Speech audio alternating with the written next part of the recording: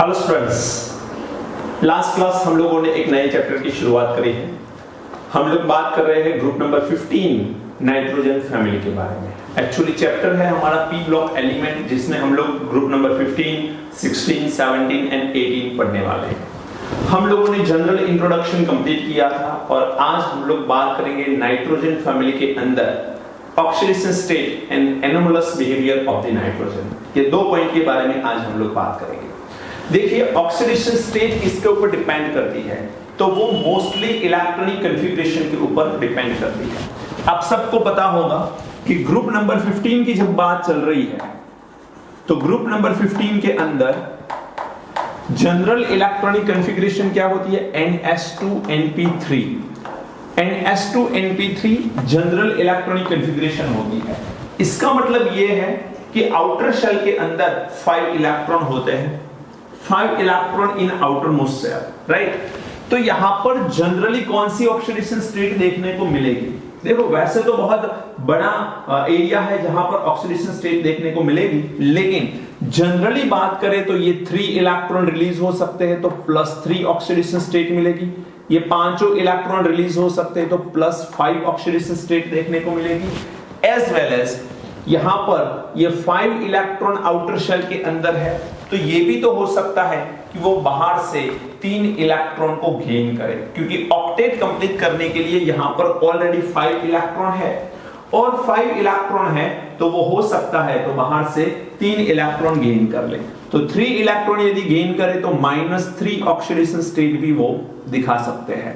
Okay, तो ये general बात हुई कि +3, +5 and -3 oxidation state generally group number 15 में देखने को मिलेगी। लेकिन इसके अलावा भी बहुत सारी ऑक्सीडेशन स्टेट हमको देखने को मिलेगी। मैं कुछ यहाँ पर एग्जांपल भी शेयर करूंगा आपसे।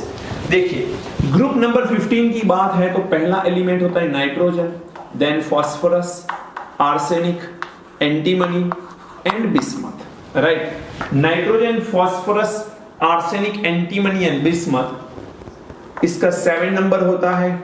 ये 15 नंबर का एलिमेंट है।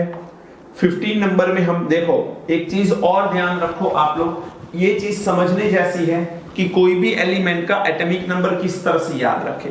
तो आप लोगों को ये पता होना चाहिए कि नाइट्रोजन कौन से पीरियड से है, कौन से पीरियड से है। देखो, पहला जो, मैं थोड़ा पीरियडिक टेबल की बात कर लूं तो पहला जो पीरियड है उसमें कितने एलिमेंट, 2, उसके बाद 8 एलिमेंट, उसके बाद 8 एलिमेंट, उसके बाद 18 element, then 18 element, then 32 and उसके बाद 32 कंप्लीट होंगे। वैसे तो इसे इनकम्प्लीट बोलते हैं हम लोग।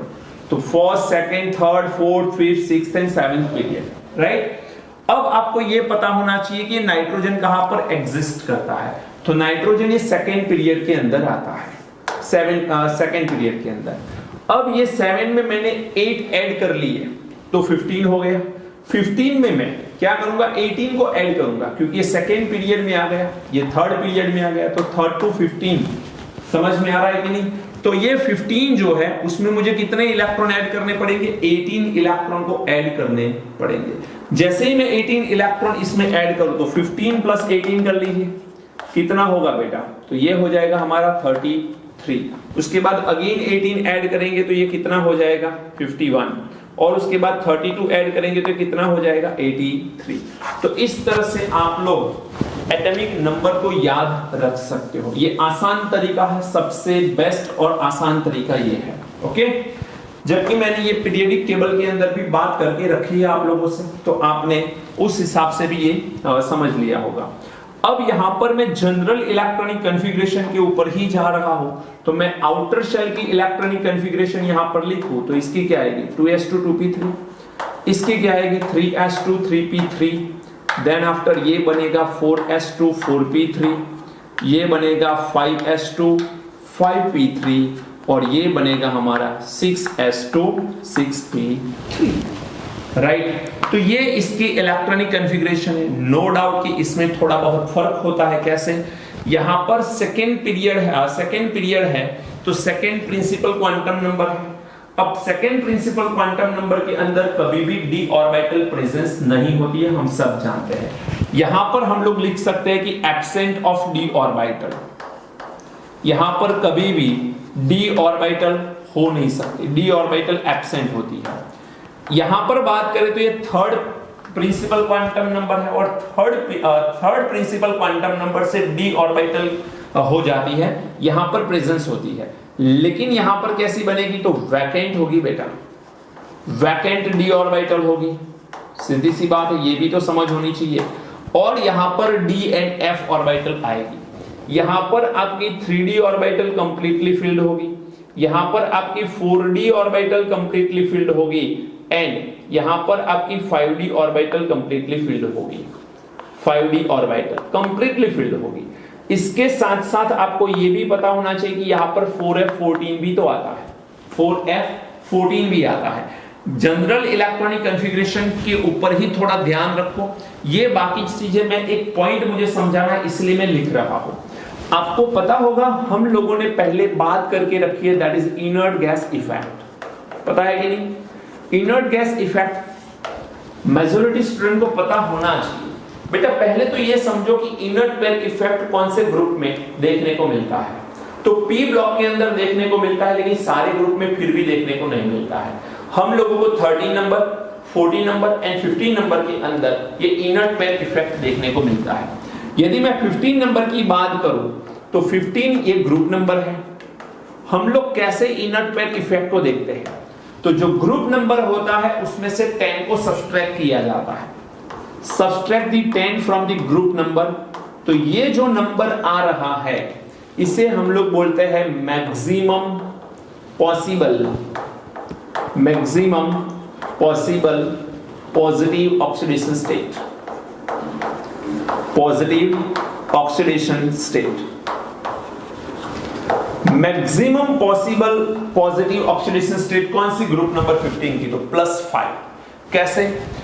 यहां पर आउटर शेल के अंदर 5 इलेक्ट्रॉन है, पांचों के पांचों इलेक्ट्रॉन यदि रिलीज हो जाए तो सीधी सी बात है कि +5 ऑक्सीडेशन स्टेट मिलेगी, वो सबसे बड़ी means maximum positive oxidation state हम लोग उसे बोल सकते हैं, राइट? चलिए, उसके बाद आपको ये पता होना चाहिए कि हम लोग इसमें से 2 सब्सट्रैक्ट करते हैं और यहां पर आता है +3, जो oxidation state down the group stable होती है, डाउन द ग्रुप स्टेबल होती है। तो +3 ऑक्सीडेशन स्टेट स्टेबल होती है down the group.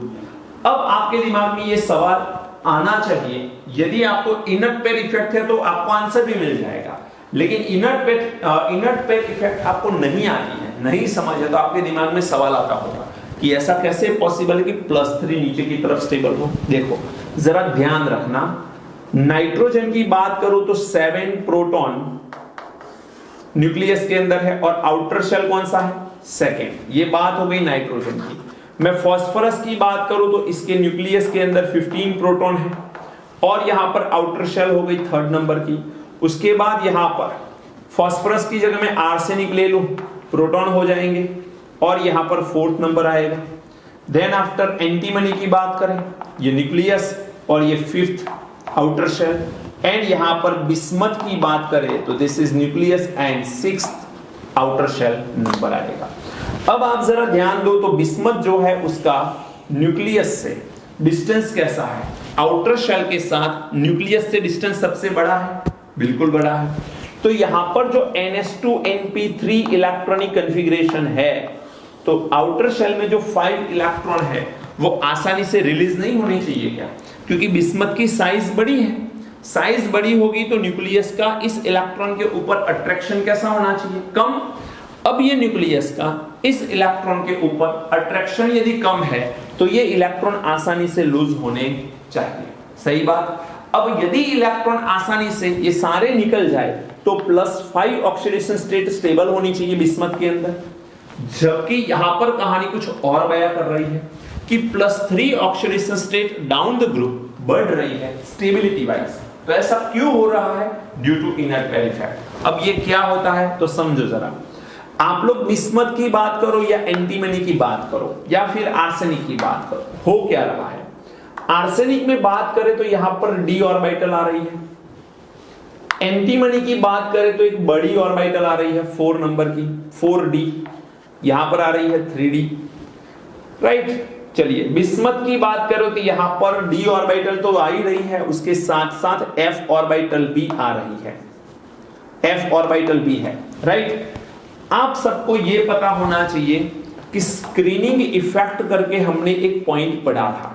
Screening effect याद है?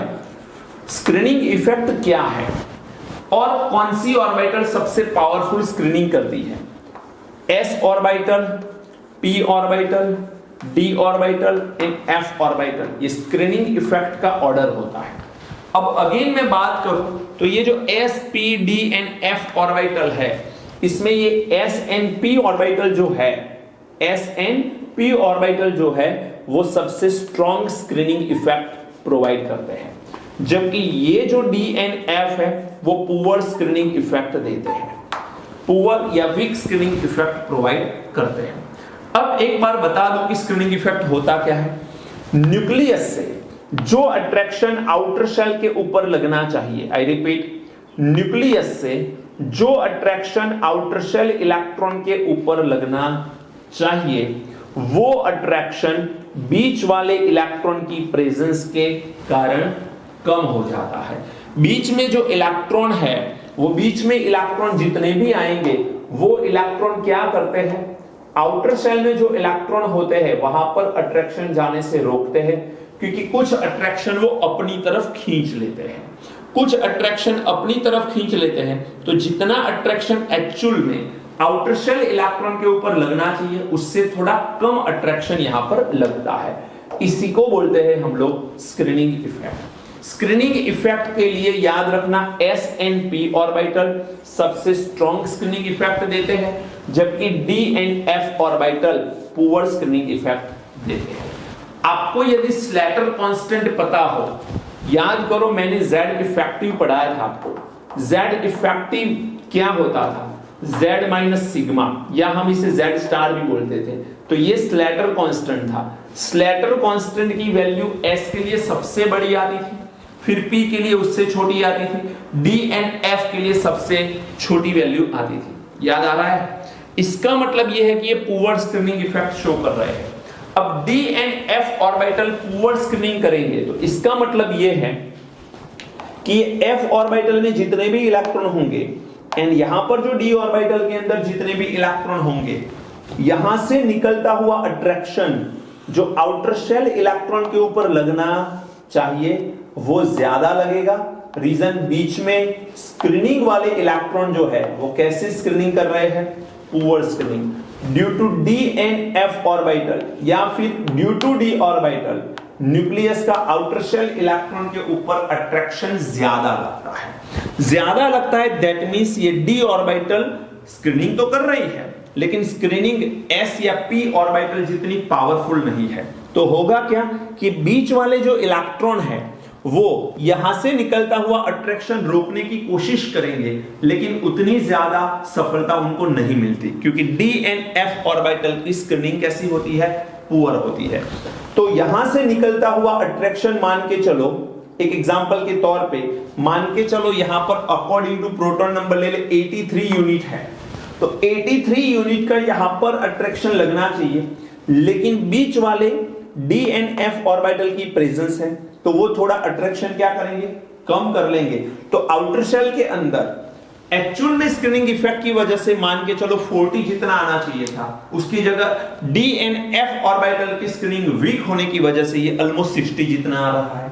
बात समझ में आ रही है कि नहीं? इतना पक्का है बेटा कि अट्रैक्शन कम होगा, लेकिन d एंड f ऑर्बिटल की पुअर स्क्रीनिंग इफेक्ट की वजह से हम जो सोचेंगे उससे ज्यादा अट्रैक्शन यहां पर लगता है। इसका मतलब यह है कि ये पांचों इलेक्ट्रॉन आसानी से रिलीज नहीं होते हैं और s ऑर्बिटल के जो इलेक्ट्रॉन है वो ज्यादा अट्रैक्टेड रहते हैं टुवर्ड्स द न्यूक्लियस। सिर्फ p ऑर्बिटल के इलेक्ट्रॉन आसानी से रिमूव होते हैं, सिर्फ p ऑर्बिटल के इलेक्ट्रॉन आसानी से रिमूव होते हैं। इसका मतलब यह है कि ये बहुत आसानी से +3 ऑक्सीडेशन स्टेट बना सकता है, बट दो electron towards the nucleus attracted रहते हैं।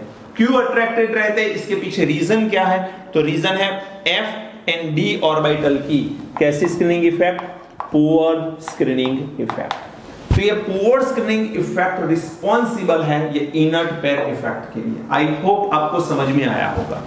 यहां पर s and p ऑर्बिटल होती है बेटा, यहां पर s and p ऑर्बिटल होती है, लेकिन आर्सेनिक से लेके बिस्मथ तक जाओ तो d and f orbital enter हो जाती है। And d and f orbital की एंट्री से न्यूक्लियस का आउटर शेल इलेक्ट्रॉन के ऊपर अट्रैक्शन कंपैरिजन करी जाए तो ये पुअर स्क्रीनिंग इफेक्ट की वजह से अट्रैक्शन रिलेटिवली ज्यादा लगता है। ज्यादा लगता है तो 2 इलेक्ट्रॉन अट्रैक्टेड रहते हैं, सिर्फ 3 इलेक्ट्रॉन ही रिलीज होते हैं। एंड सिर्फ 3 इलेक्ट्रॉन रिलीज होते हैं तो ऑक्सीडेशन स्टेट +3 देखने को मिलती है। बोलो बात समझ आ रही है कि नहीं? तो यहां पर आपको एक चीज समझ में आ जानी चाहिए कि down the group +3 oxidation state stable है, मींस बिस्मथ के लिए +3 ऑक्सीडेशन स्टेट ही सबसे ज्यादा देखने को मिलेगी, राइट? अब इसके अलावा और भी बहुत सारी चीजें हैं या और भी बहुत सारे पॉइंट है जो आपको समझने हैं। जैसे कि थोड़ी स्पेस बना लूं मैं, जो भी लिखना चाहो तो वीडियो को पॉज करके आप नोट डाउन कर लेना जरा। देखिए नाइट्रोजन की बात करूं तो नाइट्रोजन बहुत सारी ऑक्सीडेशन स्टेट को कैरी करता है। जैसे कि नाइट्रोजन एक तो NH3 के फॉर्म में मिलता है, एक तो N2H4 के फॉर्म में भी नाइट्रोजन मिलता है, फिर N2 के फॉर्म में मिलता है, N2O हो सकता है, NO2 हो सकता है, उसके साथ साथ वो N2O3 भी तो हो सकता है, N2O3 हो सकता है, देन आफ्टर N2O5। सो ये पॉसिबल नाइट्रोजन के ऑक्साइड एंड हाइड्राइड है। अब जरा समझना, यहां पर हाइड्रोजन +1 होगा तो ये 3 प्लस है तो नाइट्रोजन का -3 ऑक्सीडेशन नंबर होगा।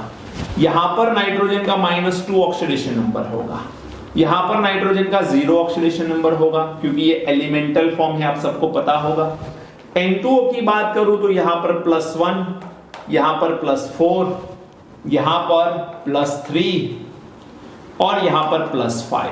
तो आप लोग देखिए different oxidation state nitrogen carry कर रहा है। इसमें एक और जोड़ दूं मैं NO को लिखे तो ये नाइट्रोजन +2 ऑक्सीडेशन स्टेट भी कैरी कर सकता है। तो जरा देखिए -2 -3 -2 0 +1 +2 +3 +4 +5 डिफरेंट ऑक्सीडेशन स्टेट नाइट्रोजन की देखने को मिल सकती है। बात समझ आ रही है? उसके अलावा एक रिएक्शन में यहां पर आपको लिख के दे दूं, डिसप्रपोर्शनेशन रिएक्शन बोलेंगे इसे हम लोग।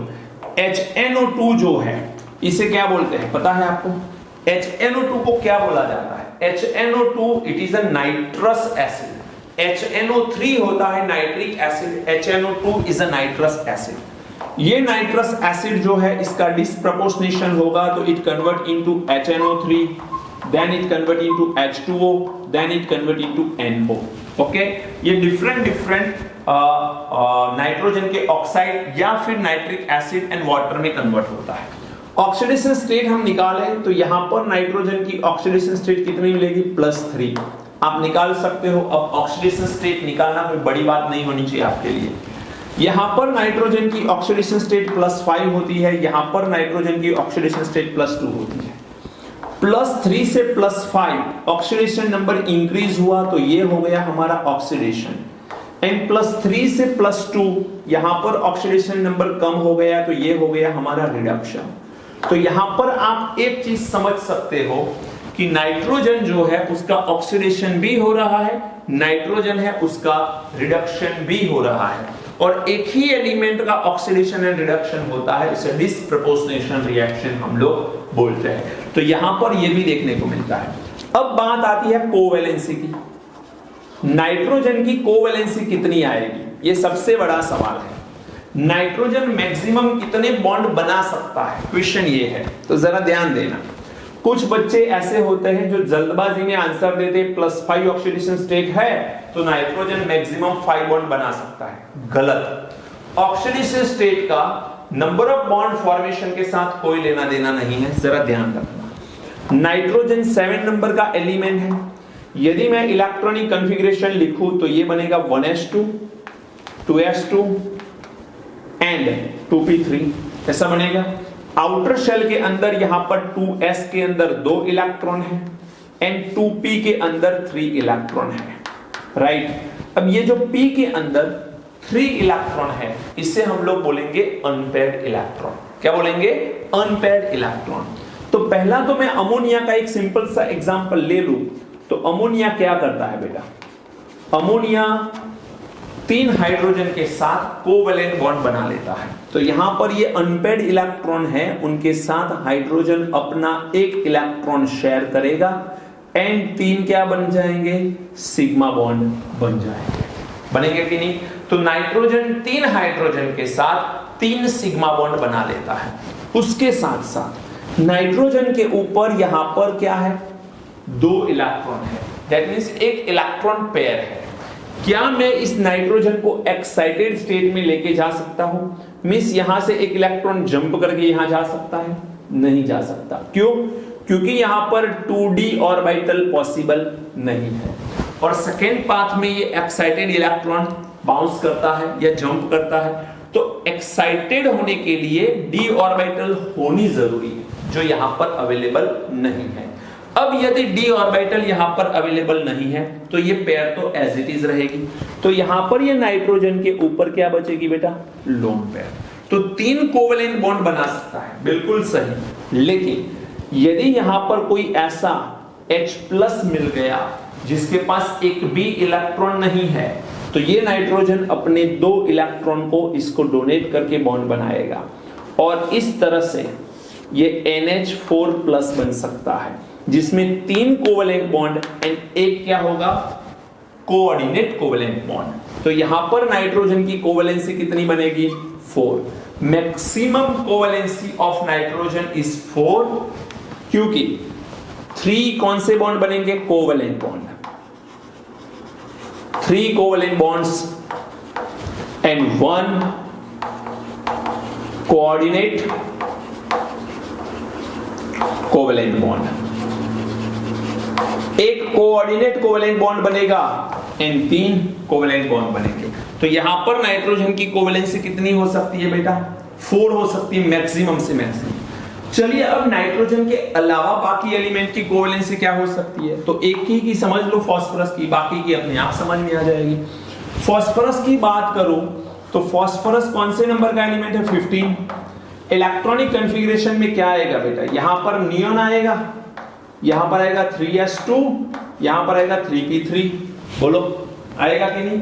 अब यहां पर ये 3d ऑर्बिटल होगी जो वैकेंट होगी।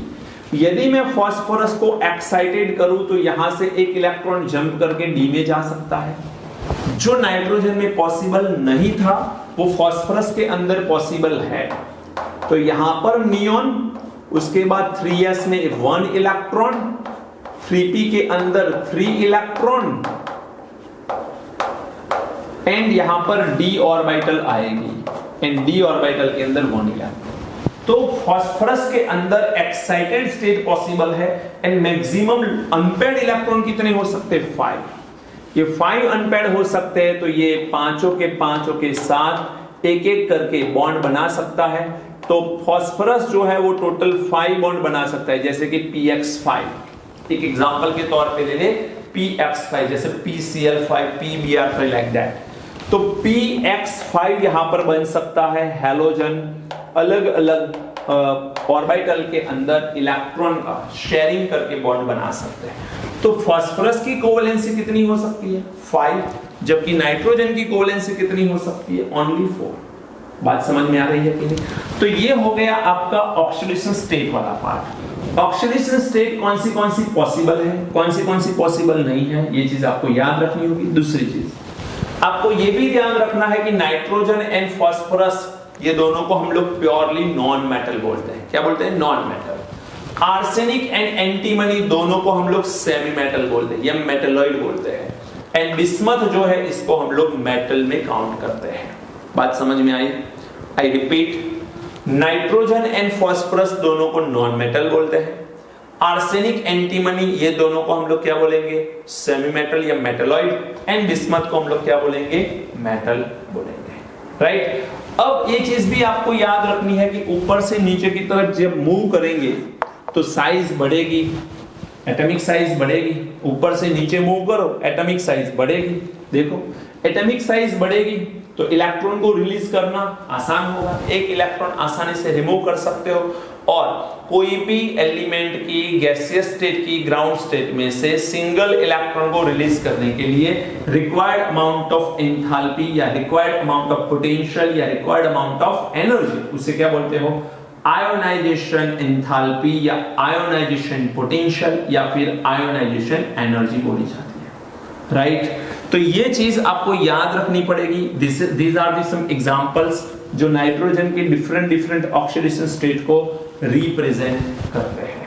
तो यहां पर -3 से लेके +5 के बीच में बहुत सारी different oxidation state nitrogen carry करता है। ओके, अब इसे नोट डाउन कर लीजिए। फिर हमें समझना है नाइट्रोजन का एनोमलस बिहेवियर। कुछ पॉइंट मैं यहां पर लिखूंगा जिसे हम लोग डिस्कस करेंगे। ओके, चलिए कुछ लिखना चाहे यहां पर तो लिख सकते हो, कोवेलेंसी के बारे में खास लिख लेना, उसके साथ साथ हम एनोमलस बिहेवियर पढ़ेंगे। नेक्स्ट टॉपिक देखते हैं, नाइट्रोजन का बिहेवियर ग्रुप नंबर 15 के बाकी के एलिमेंट से डिफरेंट किस तरह से है। देखिए हम लोग आगे एक पॉइंट पढ़ चुके हैं, उसके अलावा ये पॉइंट ज्यादा इंपॉर्टेंट है, इसमें से बहुत सारे क्वेश्चंस पूछे जाते हैं तो आपको थोड़ा ध्यान देना है। हेडिंग ही देख लीजिए, anomalous behaviour of nitrogen. Group number 15 के अंदर नाइट्रोजन, फास्फोरस, आर्सेनिक, एंटीमनी और बिस्मथ, ये जो एलिमेंट है उसमें नाइट्रोजन का बिहेवियर बाकी के एलिमेंट से थोड़ा सा अलग है। अब ये अलग कौन सी वजह से है उसके बारे में हमें टू द पॉइंट बात करनी है। कुछ पॉइंट्स मैंने बोर्ड के ऊपर लिखे हैं, एक एक करके हमको सारे पॉइंट्स समझने हैं। सबसे पहला, बहुत आसान है समझना वैसे, क्योंकि सारी चीजें ऑलरेडी एक्सप्लेन हो ही चुकी है। कुछ चीजें ऐसी होगी, कुछ रेयर होती रेयर केस में, कि जो आप पहली बार देखोगे। चलिए देखो, स्मॉल साइज, पूरे ग्रुप के अंदर नाइट्रोजन की साइज सबसे स्मॉलर है। अब स्मॉलर साइज होने के साथ साथ उसकी हाई इलेक्ट्रोनेगेटिविटी है एंड वो नॉन मेटल है। अब जब नॉन मेटल है तो हाई आयोनाइजेशन एंथैल्पी भी होगी। बेटा मेटल जो होती है उसकी आयोनाइजेशन एंथैल्पी कम होती है, बट जो नॉन मेटल होती है उसकी आयोनाइजेशन एंथैल्पी तो बहुत ही ज्यादा होती है। सो थोड़ा सा ध्यान रखना आप लोग, smaller size of nitrogen, high electronegativity, higher ionisation enthalpy and nitrogen 7 number का एलिमेंट है। 7 नंबर का एलिमेंट है, उसकी इलेक्ट्रॉनिक कॉन्फ़िगरेशन आप देखो तो उसके आउटर शेल के अंदर सेकंड प्रिंसिपल क्वांटम नंबर आता है। अब आउटर शेल के अंदर यदि सेकंड प्रिंसिपल क्वांटम नंबर आ रहा है, इसका मतलब ये हो रहा है कि उसके आउटर शेल के अंदर 2s एंड 2p ऑर्बिटल आएगी। मैं नाइट्रोजन की बात करूं तो आउटर शेल के अंदर 2s2 2p3 इलेक्ट्रॉनिक कॉन्फ़िगरेशन होगी। इसका मतलब ये है कि सेकेंड पाथ के अंदर, सेकेंड प्रिंसिपल क्वांटम नंबर के अंदर कभी भी d ऑर्बिटल प्रेजेंट नहीं होती है, तो एब्सेंट ऑफ d ऑर्बिटल। यही सारे ऐसे पॉइंट हैं जो नाइट्रोजन को थोड़ा अलग रखते हैं बाकी के एलिमेंट से।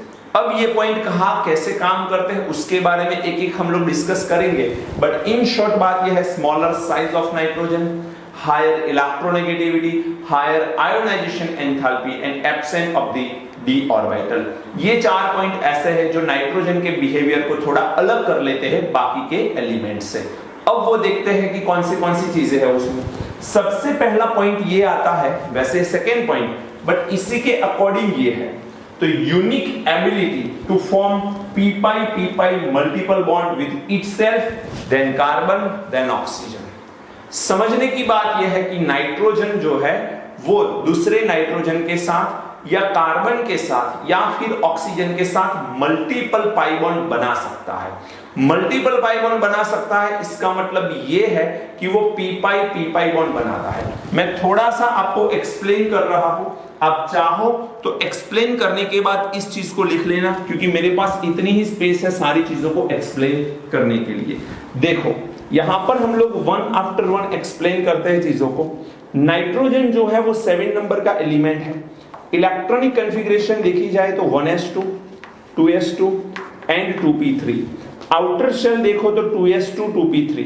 अब ये जो 2s2 2p3 है उसमें 2s में 2 इलेक्ट्रॉन रहेंगे जो पैड इलेक्ट्रॉनिक कॉन्फ़िगरेशन दे रहे हैं, एंड p की सब टाइप 3 होती है।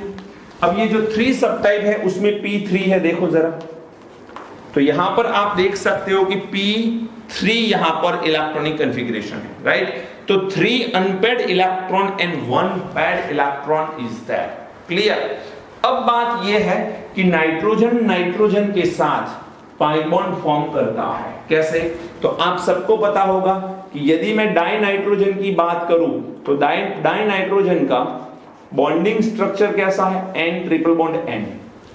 N ट्रिपल बॉन्ड N है, तो इसका मतलब ये हो गया कि ये जो बीच का बॉन्ड है वो सिग्मा बॉन्ड मान लो, तो ऊपर और नीचे का जो बॉन्ड है उसे हम लोग कौन सा बॉन्ड मानेंगे बेटा? पाई बॉन्ड मानेंगे। तो ऊपर का बॉन्ड भी पाई है और नीचे का बॉन्ड भी पाई है, तो ऊपर नीचे पाई बॉन्ड एंड बीच में जो है वो सिग्मा बॉन्ड है। ये कहने के लिए है, लेकिन एक बॉन्ड सिग्मा होता है, 2 पाई होते हैं, सिंपल। अब यहां पर ये नाइट्रोजन जब दूसरे नाइट्रोजन के साथ कांटेक्ट में आएगा तो सेम इलेक्ट्रॉनिक कॉन्फ़िगरेशन होगी। यदि सेम इलेक्ट्रॉनिक कॉन्फ़िगरेशन है तो नाइट्रोजन की ये 2s ऑर्बिटल होगी, सेकेंड नाइट्रोजन की, यहां पर 1s2, फिर ये 2s2 एंड यहां पर ये 2p3 भी आएगा। होगा क्या यहां पर? पहली पॉसिबिलिटी ये है कि ये दोनों मिलकर सिग्मा बॉन्ड फॉर्म करें, तो ये एक एक इलेक्ट्रॉन का शेयरिंग करके सिग्मा बॉन्ड फॉर्म करेंगे। अब मान के चलो x से x ऑर्बिटल ऐसे ओवरलैप कर गई, तो ये एक्सिस के ऊपर जब ओवरलैपिंग हो रही है तो वो क्या कौन सा बॉन्ड फॉर्म करेंगे बेटा? सिग्मा बॉन्ड फॉर्म करेंगे। लेकिन मान के चलो इसे px बोल दिया जाए, तो ये है py और ये है pz। सिमिलरली ये है px, ये है py और ये है pz। तो इसका मतलब ये है कि px का px के साथ सिग्मा बॉन्ड फॉर्म हो रहा है। चलो इसे थोड़ा सा और अच्छे से मैं समझाऊं तो बात को थोड़ा समझना। मान के चलो ये x एक्सिस है, ये y है और ये z है, सिमिलरली लाइक दैट। अब यहां पर ये 2 डाइनाइट्रोजन ओवरलैप कर रहे हैं, तो x एक्सिस से x एक्सिस मिल गई एक्सिस के ऊपर, इसका मतलब ये दोनों ने मिलकर कौन सा बॉन्ड फॉर्म करा? सिग्मा। अब ये दोनों पार्शियल ओवरलैप करेंगे, तो ये pz py पार्शियल ओवरलैप करके कौन से 2 बॉन्ड फॉर्म करेंगे? Pi bond. बोलो बात समझ आ रही है? 2 x ऑर्बिटल एक दूसरे के साथ x एक्सिस के ऊपर प्रॉपरली ओवरलैप करके सिग्मा बॉन्ड बना रही है, जबकि y एंड z ऑर्बिटल, ये z एंड y ऑर्बिटल जो भी आप बोलो, इसे z बोल दो तो इसे y बोल दो, लेकिन ये एक दूसरे के साथ पाई बॉन्ड बना रही है। अब यहां पर आपको ये चीज समझनी है कि पाई बॉन्ड किसके बीच में फॉर्म हो रहा है? y एंड y के बीच में एंड z एंड z के बीच में। तो इसका मतलब ये होगा कि y एंड y के बीच में जो पाई बॉन्ड बन रहा है वो p ऑर्बिटल जो है वो p ऑर्बिटल के साथ, एंड यहां पर भी p ऑर्बिटल के साथ। तो इसका मतलब ये है कि ये बना रहा है पाई बॉन्ड। क्या बना रहा है? पाई बॉन्ड बना रहा है। कहने का मतलब ये है कि py के साथ एंड pz के साथ पाई बॉन्ड फॉर्म कर रहा है, क्लियर। तो यहां पर 2 p ऑर्बिटल के बीच में पाई बॉन्ड फॉर्म हो रहा है, इसीलिए इसको हम लोग p-pi मल्टीपल बॉन्ड बोलते हैं। और वही यहां पर लिखा है, देखो आप लोग, p-pi multiple bonds with itself. मैंने पहला एक्सप्लेन किया कि नाइट्रोजन के साथ सिग्मा तो बना ही रहा है, बिना सिग्मा पाई बॉन्ड बन ही नहीं सकता है, तो पहले सिग्मा बॉन्ड बनेगा, उसके साथ 2 कौन से बॉन्ड बने? पाई। जो पाई बॉन्ड बने हैं वो कौन सी ऑर्बिटल के थ्रू बने हैं? p ऑर्बिटल के थ्रू, और इसीलिए इसको हम क्या बोलेंगे? p-pi bond. चलिए, उसके साथ साथ कार्बन एंड ऑक्सीजन के साथ भी ये बना सकता है। कार्बन के साथ जब फॉर्म करेगा तो C ट्रिपल बॉन्ड N बनेगा, एंड ऑक्सीजन के साथ बनेगा तो C बॉन्ड O बनेगा। सिर्फ समझना यह है कि यहां पर ये सिग्मा होगा तो 2 पाई होंगे, यहां पर 1 सिग्मा 1 पाई।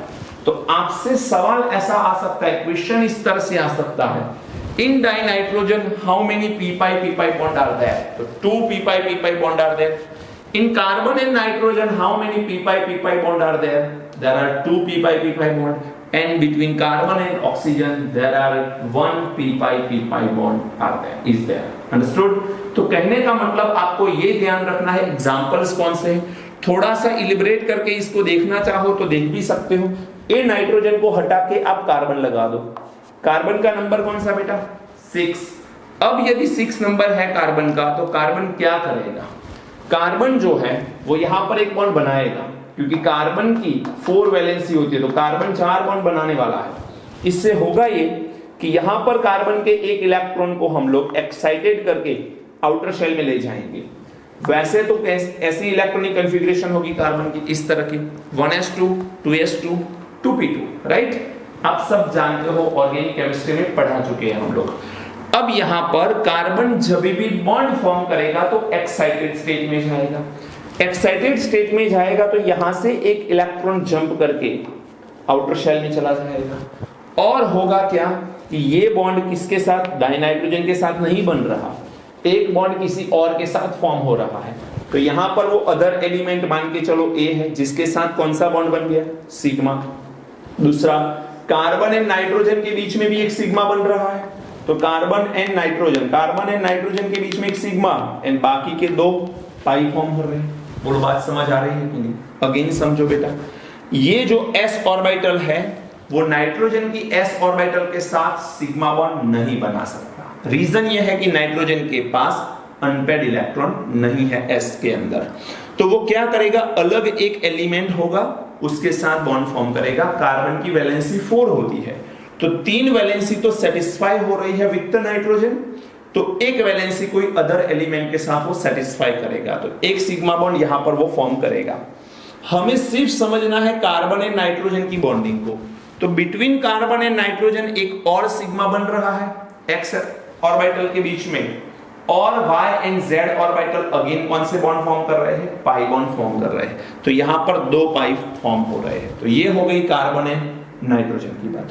यदि मैं carbon and nitrogen and oxygen की बात करूं, कार्बन की क्यों, नाइट्रोजन एंड ऑक्सीजन की बात करूं, तो ऐसे कुछ होगा। नाइट्रोजन एंड ऑक्सीजन यहां पर ऐसे बॉन्डिंग होगी। अब यदि मैं नाइट्रोजन एंड ऑक्सीजन की बात करूं, तो यहां पर ऑक्सीजन लिखना होगा, और ये हो जाएगा 8 नंबर। इलेक्ट्रॉनिक कॉन्फ़िगरेशन में थोड़ा सा चेंज आएगा और इस तरह से बॉन्डिंग हो जाएगी। बोलो बात समझ आ रही है कि नहीं? अब आप लोग सोचो कि ऑक्सीजन के पास 1s2 2s2 2p4 है, जिसमें पहली ऑर्बिटल पेयर्ड है, बाकी के 2 इलेक्ट्रॉन कैसे हैं? अनपेयर्ड है। अब जो अनपेयर्ड है वो क्या करेंगे, जरा ध्यान देना। यहां से पहले तो NNO, यहां पर बॉन्डिंग होना जरूरी नहीं है, रीजन बताता हूं। आप लोगों ने मॉलिक्यूलर ऑर्बिटल थियरी पढ़ रखी, उसके अंदर हम लोग नाइट्रोजन एंड ऑक्सीजन की बॉन्डिंग के बारे में बात करते हैं, एंड एक हम लोग डायग्राम भी ड्रॉ करते हैं। तो वो डायग्राम के अकॉर्डिंग हम लोग बोल सकते हैं कि बिटवीन नाइट्रोजन एंड ऑक्सीजन हम 2 बॉन्ड बना सकते हैं यहां पर। अब 2 बॉन्ड में बनाओ तो ये दोनों के बीच में एक बॉन्ड बनेगा, उस बॉन्ड को सिग्मा बोलेंगे, और जो दूसरा बॉन्ड बनेगा उसे पाई बॉन्ड बोलेंगे। तो अब ऐसा मान लो कि ये जो ऑर्बिटल है, ये 2 ऑर्बिटल है, ये दोनों मिक्सिंग हो रही है, तो ये दोनों कौन सा बॉन्ड बना रही है? सिग्मा। तो ये दोनों कौन सा बॉन्ड बनाएगी? पाई बॉन्ड। तो यहां पर एक पाई बॉन्ड बन रहा है, कौन सी ऑर्बिटल के बीच में? pz के बीच में। और इसीलिए इसको हम क्या है, कौन सा बॉन्ड बोल सकते हैं? p पाई बॉन्ड बोल सकते हैं। तो यहां पर यूनिक एबिलिटी है नाइट्रोजन के पास p पाई मल्टीपल बॉन्ड फॉर्म करने की।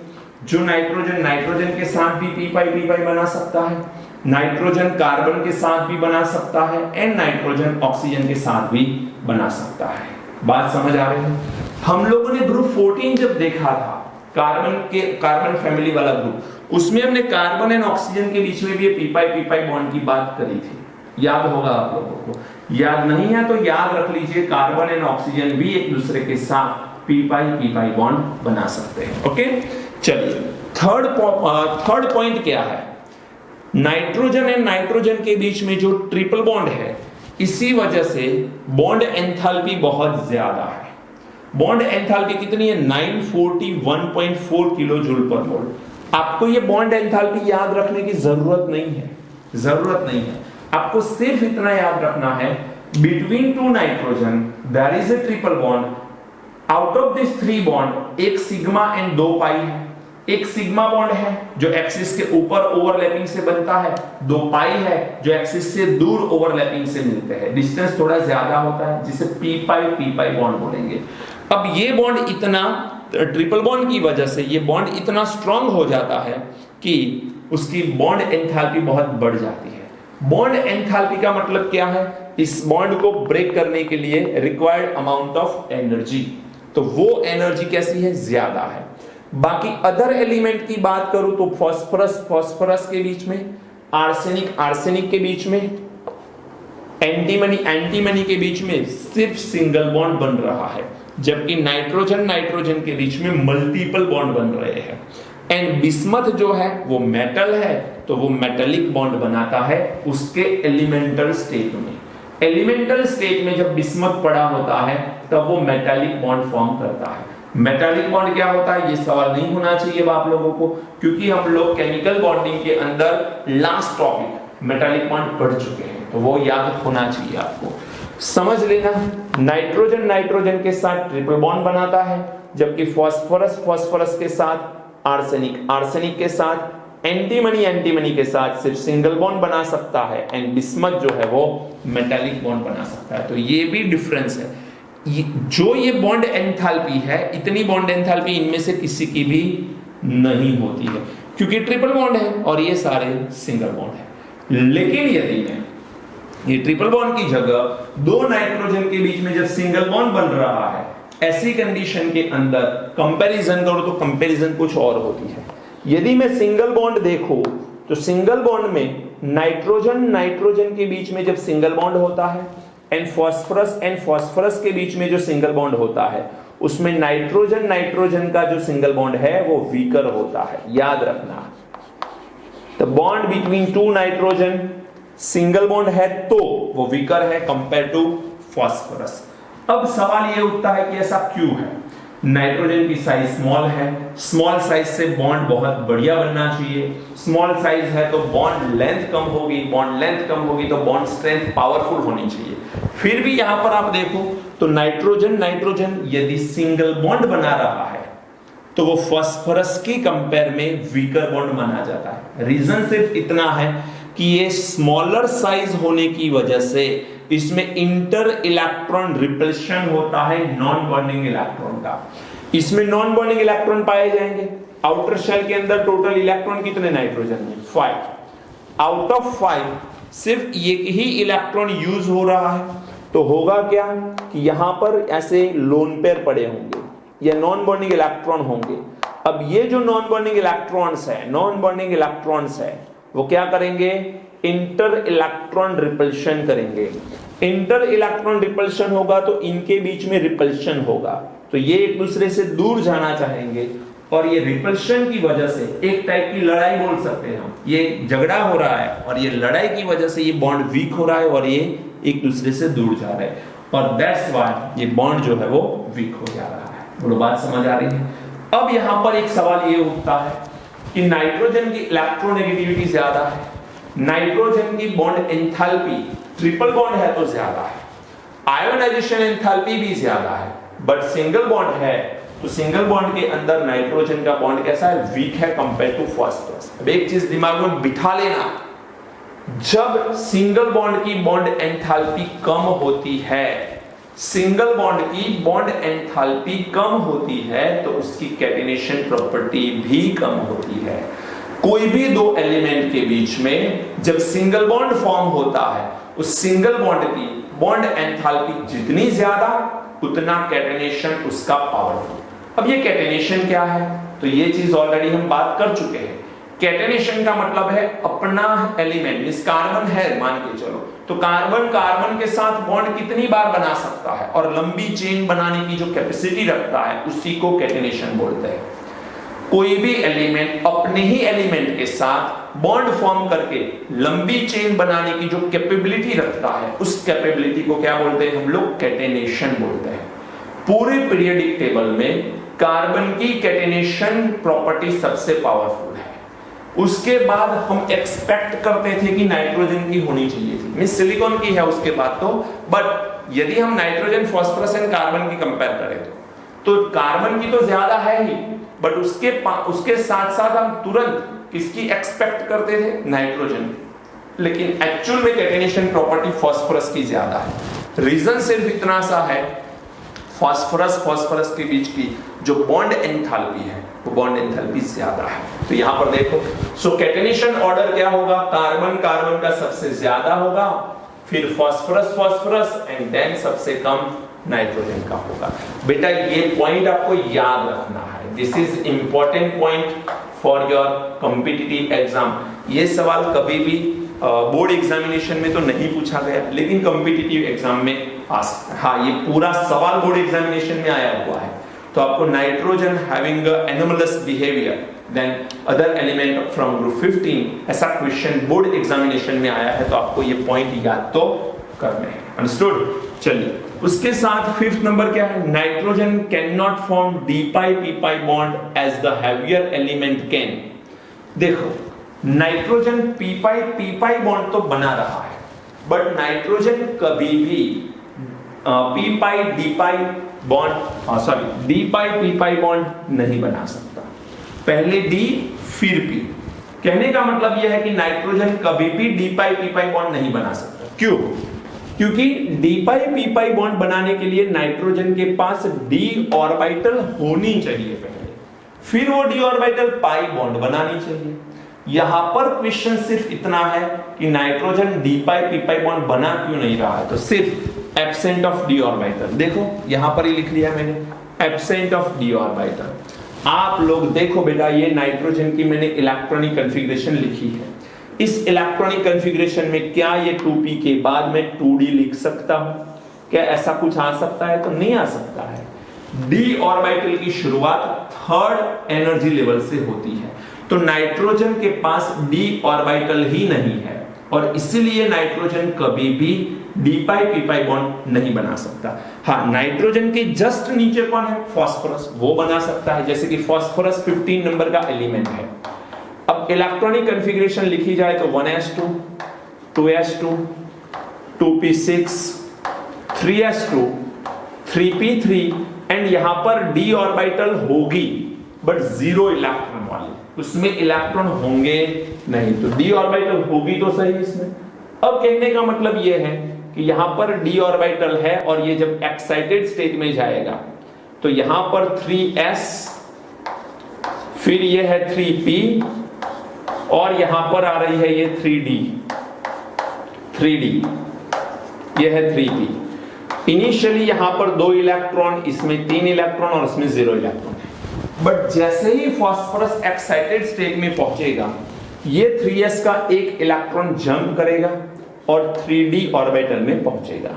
जैसे ही वो 3d ऑर्बिटल में पहुंचेगा, ये d ऑर्बिटल में इलेक्ट्रॉन आ गया, और ये इलेक्ट्रॉन कौन सा बॉन्ड बनाने की कैपेबिलिटी रखता है? D pi p pi bond बना सकता है। मैं बात किसकी कर रहा हूं? फास्फोरस की।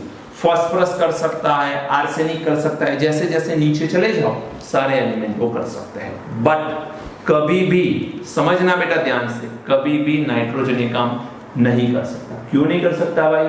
रीजन ये है कि नाइट्रोजन जो है उसके पास डी ऑर्बिटल ही अवेलेबल नहीं है। Any doubt? समझ में आया? चलिए, यहां पर मैंने लिखा है R3p double bond O, R3p double bond CH2। थोड़ा सा दिमाग चलाना, यहां पर मैंने ऑक्सीजन जानबूझ के लिया है। क्यों? क्योंकि मुझे बॉन्ड बनाना है डी पाई पी पाई, तो p ऑर्बिटल कौन देगा?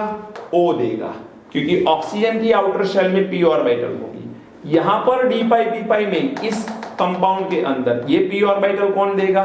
कार्बन देगा, क्योंकि कार्बन की आउटर शेल में p ऑर्बिटल होती है। तो यहां पर R3p डबल बॉन्ड O, कुछ इस तरह से बॉन्डिंग हम लिख सकते हैं, p double bond O and R3। R alkyl group है, ये बल्कि ग्रुप हो सकता है, कोई भी मिथाइल, इथाइल, प्रोपाइल, ब्यूटाइल, आप जो चाहो वो। यहां पर R3p अगेन, तो R3 ले लो, सबका फास्फोरस के साथ बॉन्ड बना लो, एंड डबल बॉन्ड क्या होगा? CH2। ये बन रहा है सिग्मा, ये बन रहा है पाई, और ये सारे है सिग्मा। अगेन ये है सिग्मा, ये है पाई, सॉरी ये है सिग्मा, ये है सिग्मा, ये है सिग्मा, और ये है पाई। अब आपसे डायरेक्टली सवाल ऐसे भी पूछते हैं, ये कंपाउंड दे देंगे और आपसे क्वेश्चन करेंगे कि इसके अंदर पाई बॉन्ड कौन सा है। अब ऑप्शन होगा p पाई p पाई, d पाई p पाई, d पाई d पाई, ऐसे क्वेश्चंस में ऑप्शन होंगे। आपको तुरंत समझ में आना चाहिए ये बॉन्ड कौन सा होगा, D pi p pi. D orbital from the phosphorus and P orbital from the oxygen. यहां पर बात करें तो D orbital from phosphorus and P orbital from carbon bond form करेंगे। उस बॉन्ड को हम लोग कौन सा बॉन्ड बोलेंगे बेटा, पाई बॉन्ड बोलेंगे, इसीलिए इसको D pi p pi bond बोलते हैं। बात समझ आ रही है। 6 पॉइंट ये है कि maximum covalency of nitrogen is 4, जबकि covalency of other element from group 15 is 5। Nitrogen ज्यादा से ज्यादा कितने बॉन्ड बना सकता है, 4 बॉन्ड बना सकता है, 4 बॉन्ड बना सकता है, उससे ज्यादा नहीं बना सकता, जबकि बाकी के एलिमेंट 5 बॉन्ड बना सकते हैं। इसका रीजन भी समझ लो। नाइट्रोजन कौन से नंबर का एलिमेंट है बेटा, 7। इलेक्ट्रॉनिक कॉन्फ़िगरेशन की बात करें तो 1s2 2s2 एंड 2p3। यहां पर ये 2s आ गई और ये 2p आ गई। मुझे एक चीज बताइए, क्या यहां पर ये 2s का इलेक्ट्रॉन एक्साइटेड हो सकता है? नहीं हो सकता, क्योंकि एक्साइटेड होके उसे जाना कहां है, यहां पर ऑर्बिटल डी होनी चाहिए थी, जो है नहीं। सेकेंड पाथ के अंदर सिर्फ 2 ही ऑर्बिटल होती, तो नाइट्रोजन एक्साइटेड होके इलेक्ट्रॉन को अनपेड नहीं कर सकता यहां से। तो यहां पर ये 3 इलेक्ट्रॉन अनपेड कंडीशन में है, और अनपेड कंडीशन के इलेक्ट्रॉन सबसे पहले सिग्मा बॉन्ड बना लेंगे। तो ये सारे सिग्मा बॉन्ड बना लेंगे, मान के चलो हाइड्रोजन के साथ ये सबने सिग्मा बॉन्ड बना लिया, ये बात हम ऑलरेडी कर चुके हैं। और यहां पर ये लोन पेयर है जिसका ये डोनेशन कर सकता है, जब डोनेशन करेगा तो और एक बॉन्ड फॉर्म होगा। जैसे कि आप जरा ध्यान देना, नाइट्रोजन 3 हाइड्रोजन के साथ इस तरह से बॉन्ड बना लेगा, ये हो गया अमोनिया हमारा। तो 3 कोवैलेंसी तो हो ही गई यहां पर, और ये जो लोन पेयर है मान के चलो इसके कांटेक्ट में आ रहा है H+, तो ये अपने लोन पेयर को डोनेट करेगा H+ को, और ये पूरा कंपाउंड या आयन बनेगा प्लस, ये सिग्मा बॉन्ड है, ये प्लस। NH4+ में 3 सिग्मा, एक्चुअली 4 सिग्मा, बट एक कोऑर्डिनेट कोवैलेंट एंड 3 जो है वो कोवैलेंट बॉन्ड फॉर्म हो रहे हैं। तो 3 कोवैलेंट बॉन्ड और एक कोऑर्डिनेट कोवैलेंट बॉन्ड बन रहा है, और यहां पर चार्ज आ रहा है प्लस।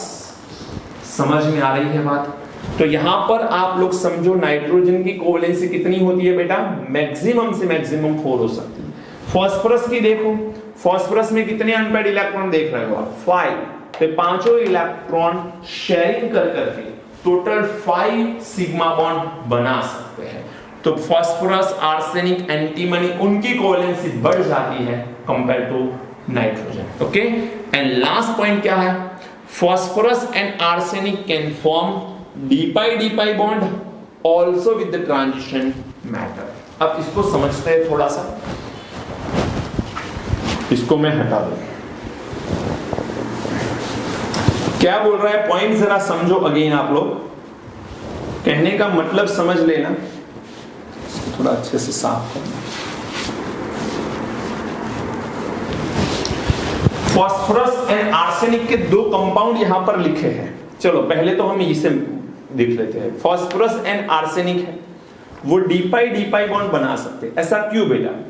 देखो यहां पर जरा, फास्फोरस जो है उसकी डी ऑर्बिटल है जो कैसी है, एम्प्टी है।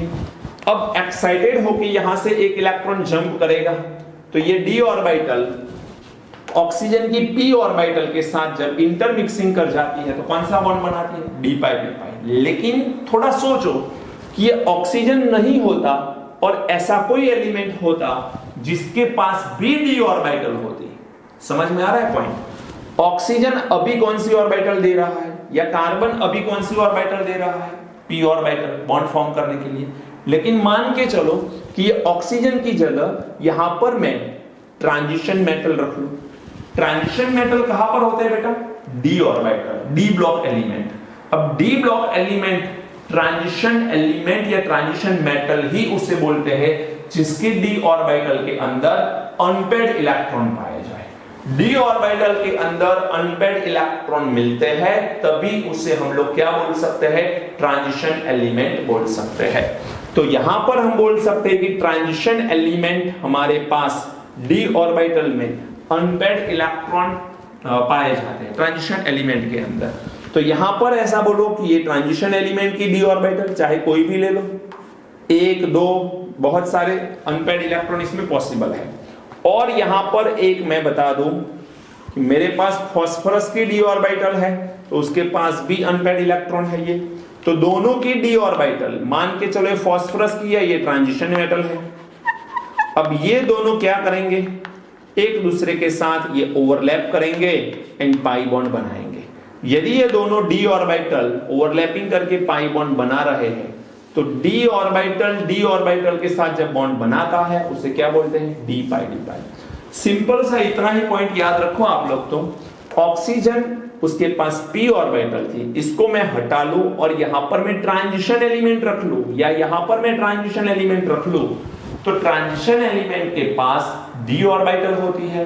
वो d ऑर्बिटल कैसी होती है, अनपेयर्ड इलेक्ट्रॉन रखती है, तो इसीलिए वो d पाई बॉन्ड बना लेता है। और उसके साथ साथ pC2H5 3 times and AsC6H5 3 times act as a ligand। अब ये क्या चीज है, फास्फोरस C2H5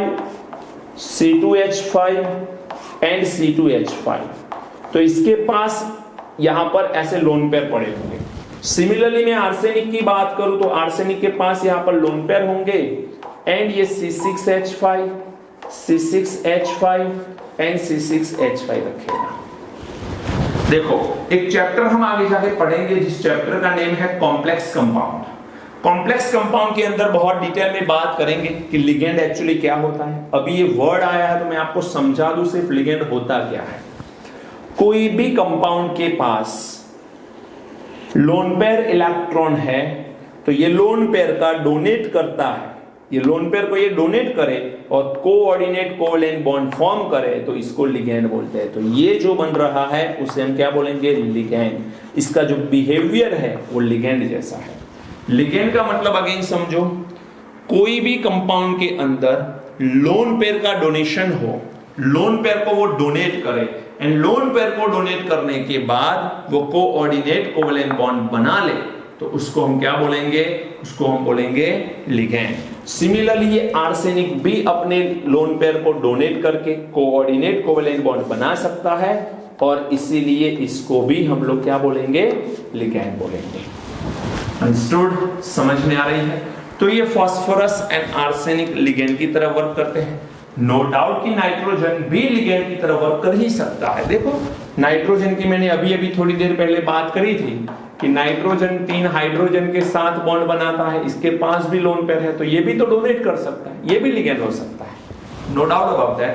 और ये स्ट्रॉन्ग लिगेंड होता है। जैसे जैसे हम कॉम्प्लेक्स कंपाउंड चैप्टर को अच्छे से समझेंगे उसके अंदर इसकी डिटेलिंग भी आ जाएगी। ओके, चलिए तो यहां तक ये चैप्टर को आज रखते हैं और नेक्स्ट टॉपिक के अंदर नाइट्रोजन के डिफरेंट कंपाउंड से मैं मिलवाऊंगा आपको। नाइट्रोजन के oxide, hydride and halide different compound से मिलेंगे हम, और उसके साथ साथ हम लोग नाइट्रोजन के कुछ प्रिपरेशंस के बारे में बात करेंगे। ओके, अच्छे से इसे नोट कर लेना, बुक में पॉइंट वाइज नहीं दिया गया है तो याद करने में आपको दिक्कत हो सकती है। आपको याद करने में दिक्कत नहीं होनी चाहिए, शॉर्ट पॉइंट की नोट बना लो, उसे रेगुलरली रिवाइंड करते जाओ। और ये पी ब्लॉक एलिमेंट ऐसा चैप्टर है जिसे आप लोगों को अच्छे से अंडरस्टैंड करके समझ के याद करना पड़ेगा, अदरवाइज होगा क्या, मेजॉरिटी ऑफ स्टूडेंट और टीचर भी ऐसा बोलते कि ये तो क्रैम करने जैसा चैप्टर। क्रैम करना है लेकिन कुछ ही चीजें हैं, बाकी तो आपको चीजों को समझना ही है।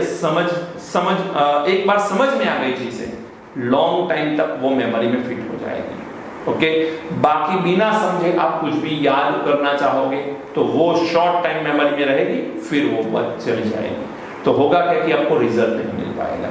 क्वेश्चन को घुमा फिरा के कैसे भी क्वेश्चन पूछे तो भी यदि आप लोग समझ के क्वेश्चन को याद कर रहे हो, समझ के टॉपिक को याद कर रहे हो कि डी पाई का मतलब क्या है, पी पाई का मतलब क्या है, ये सारी चीजें अच्छे से समझ रहे हो, आई डोंट थिंक कि आपको कोई परेशानी होगी। ओके बेटा, मेहनत करते रहिए। Thank you, God bless.